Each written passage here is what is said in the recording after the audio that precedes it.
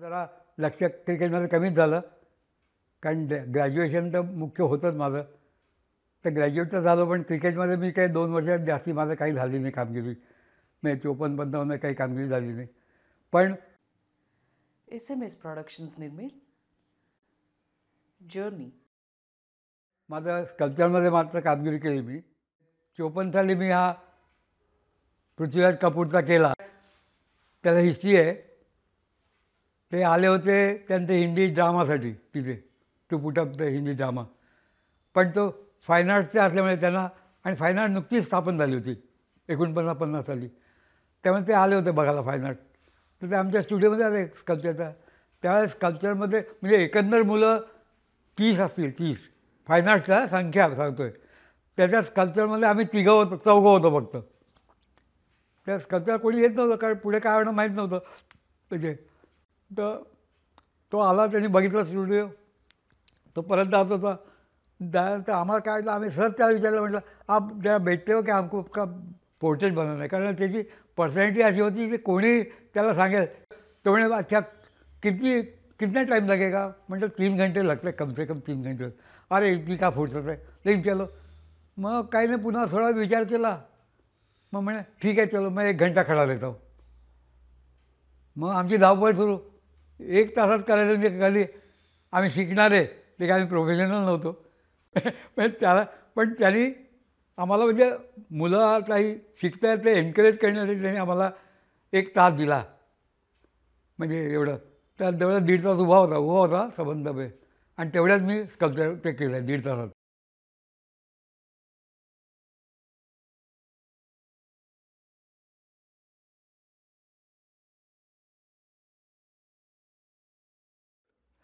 आणि ते चांगलं ह्याच्यासाठी होतं की जेवढा कमी टायमात तुम्ही कराल ना, तेवढं तुमचं स्कल्पचर चांगलं होतं. कारण तुम्ही जे मेन पॉईंट्स असतात कॅरेक्टर ते बघता. आणि जास्ती वेळ मिळाला तर उगीच डिटेल काहीतरी करत बद्दल बिघडवता असं वाटतं. 55-56मध्ये मी बॉम्बे आर्ट सोसायटीच्या ह्याच्यात मी माझी 3 स्कल्पचर्स पाठवली एक्झिबिशनसाठी. तर तिन्ही सिलेक्ट झाली. म्हणजे त्याच्यामध्ये तिन्ही माझी एक्झिबिट झाली.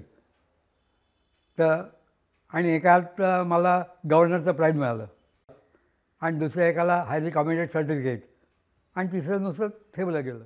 असं बसलो होतो.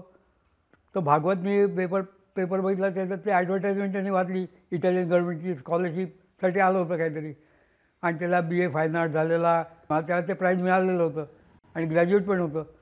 तर तो म्हणाला, अरे मधू, हे ॲडव्हर्टाईज बघ, तुझ्यासाठी योग्य आहे, ॲप्लिकेशन कर. मग वाचलं, मी ॲप्लिकेशन केली. कधी पूर्वी केलीच नव्हती. केवढं तरी त्यात लिहावं लागतं, केवढं तरी मिळवावं लागतं, माहीतच नव्हतं. धावपळ खूप झाली. अगदी रात्री मी जाऊन 3 मैल लांब आहे स्टेशन आमच्या वाडीवर, 3 मैल सायकलवर जाऊन त्या लाल डब्यात, म्हणजे एक डबा असायचा स्पेशल लेट फी लावून, त्या डब्यात मी ते टाकलं होतं. मला आठवतं आहे मला बाकी शेवटच्या दिवशी अगदी ते गेलं. मला मग कॉल आला इंटरव्ह्यूसाठी कॉल आला होता इटालियन. तेव्हा मला वाटलं की आपण इटालियनमध्ये भाषेचं नक्की ते काहीतरी प्रश्न विचारणार आपल्याला, भाषा येते का असं मला डोक्यात आलं. मग मी पत्र लिहून त्यांच्याकडे काहीतरी पुस्तकं मागवली भाषेसाठी, म्हणजे साधारण आपली माहितीसाठी. तर आल्यावर मी त्यातली काहीतरी पाठ केली. म्हणजे कोमेसी कॅमाले, म्हणजे व्हॉट इज युअर नेम, के ओरा आहे, व्हॉट द टाईम, अशी काही असलं ती पाठ करून गेलो. आणि सर्व तर इंटरव्ह्यूच्या वेळेस गेलो, तिथं झालं इंटरव्ह्यू. ते बाकीचा प्रश्नच नव्हता, मला सगळं येतच होतं, आणि याचं प्राईज मिळालं होतं. पण जाता जाता त्याचा सेक्रेटरी होता त्यांचा, त्यांनी मला विचारलं, what about your language, Italian language. मी सांगितलं असं तुम्ही मागवलं आहे, आय नो सम ऑफ दिस.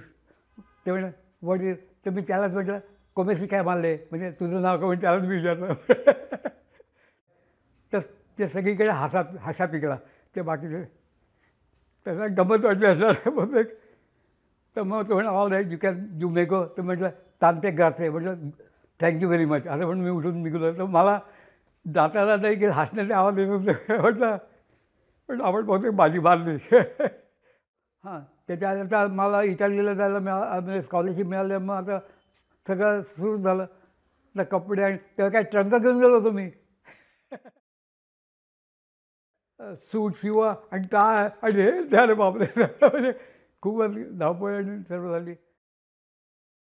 करमरकर म्हणाले, अरे तुला काही करायची जरूर नाही, सगळं तुला येतं आहे, फक्त तू आर्ट स्कूल आर्ट गॅलरीज आणि म्युझियम पाहू दे युरोपच्या.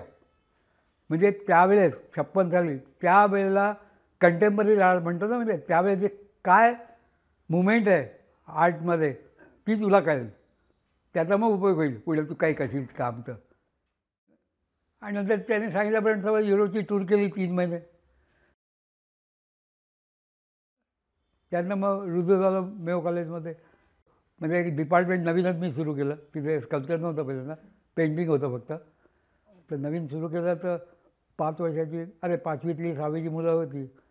आणि पहिले काय मॉडेलिंगमध्ये साधं एकदम बेसिक चांगलं म्हणजे मुलं इंटरेस्ट घ्यायची. आणि इतकं सोपं नाही म्हणजे. पण हेड ऑफ डिपार्टमेंट जेव्हा झालो तेव्हा दुसरे हेड ऑफ मॅथमॅटिक्स आणि त्याला वाटायचं की त्यांचा विषय म्हणजे फार मोठा असतो. तर तिथे आमचे भांडण म्हणजे आता चर्चा वादविवाद व्हायचे. मी मग त्याला चॅलेंज दिला मॅथमॅटिक्सवाल्याला. म्हटलं you come and teach modelling and I will take 7th class maths का लेता हूं मैं.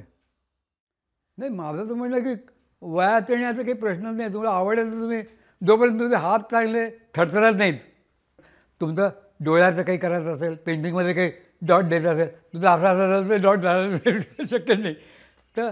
आणि दिसत असेल थोडं. पहिले 2 गोष्टी आहेत, हात आणि डोळे थोडे.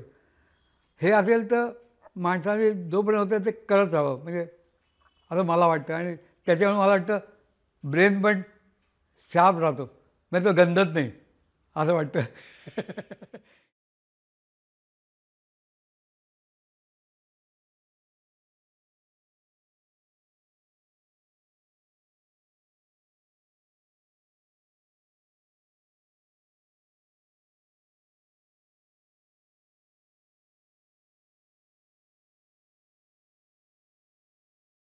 निगेटिव्ह पॉझिटिव्ह हे असं का केलं, हे केल्यामुळे ही जी लाईन पडते त्याच्यामुळे तो फोड दिसतो. म्हणजे तो हे भरलेलं असतं तर तुम्हाला हे काही दिसलं असतं, मग तुम्हाला ती मजा नसती आली की बघण्याची बा है ना. हे सांगायचं मला. त्याला गती येते. हां गती दिसते मग नाही तर काही नसते. आणि हे काय करताय? हे मी आता करतोय. आता नुसतं मी आता गोल केलंय. कोणाचं ते मनुष्य वाटेल पण तो ह्याचा करतो मी गावात करतो. आज सुरू केलं.